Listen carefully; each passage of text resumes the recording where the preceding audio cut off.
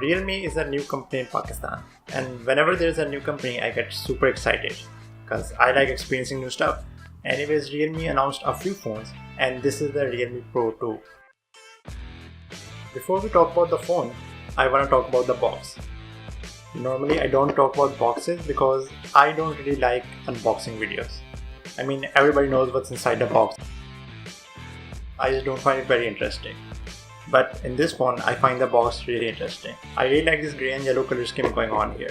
This looks so different. It's very visually appealing and I just want to applaud the person who designed this. You don't normally see companies going the extra mile in designing the box. So I really appreciate Realme for designing an actually good looking box. Anyways, let's talk about the phone. Visually, I think the phone looks really appealing. It is a very big 6.3 inches display and the design is really modern. There are very tiny bezels and there's a small chin at the bottom. There's a small camera cutout instead of a notch, which I really like. Overall, I've been enjoying this design in other phones and this phone is no exception. It looks really nice and I think if you take it out in public, it will attract quite a lot of attention. The frame on the side is made of plastic and the back is this very glossy plastic that feels like glass. I would have preferred at least a metal frame, but I don't mind that considering the price of the phone. The main highlight in this phone, at least in my opinion, is the price and the specs. This retails at about 45,000 rupees and for that price you are getting a lot of stuff. This phone has 8GB of RAM.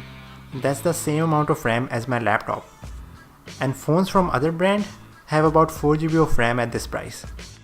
So suffice to say, that's quite a bargain.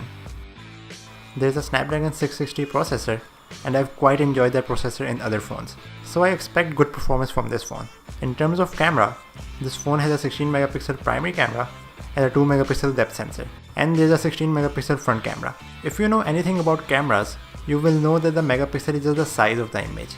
The quality depends on the sensor. And the sensor on this phone is a Sony IMX398. The OnePlus 5T also had the same sensor. And I was quite happy with the performance on that camera. Here I'm expecting similar camera performance at an even lesser price. Lastly, there's a 3500 mAh battery and there's a micro USB port. There's no fast charging in the phone. I would have preferred it as well as a USB Type-C port, but I'm interested in how the battery performs. So that was it. The first impressions I have gotten from this phone are really positive. I'm impressed with what they're packing in the phone in a very low price. I'm excited to use it and make a full review in the coming days. But I'm gonna say I'm impressed with the newcomer Realme. More companies sending their good products to Pakistan means more competition. And more competition means more competitive pricing. In the end, it means more options for the consumer, which is always a good thing. I hope you guys liked the video. If you did, press the thumbs up button and subscribe and all those things. Thank you for watching and I'll see you in the next one. Peace.